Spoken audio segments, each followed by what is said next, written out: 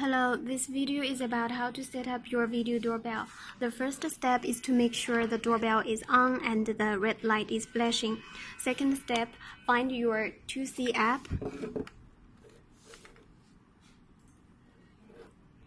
Tap the add icon here. Find the second one, QR code bridging.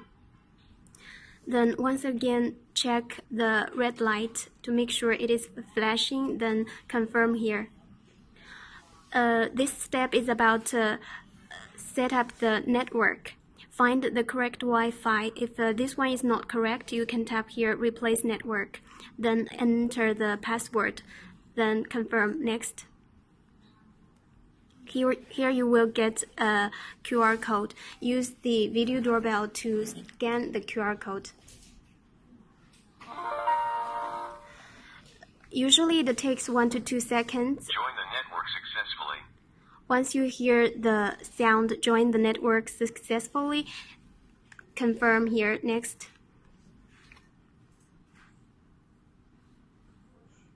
Set up the admin password. Next. Set up the device name. Confirm. It's almost done here. Tap this window and it will lead you to the live preview.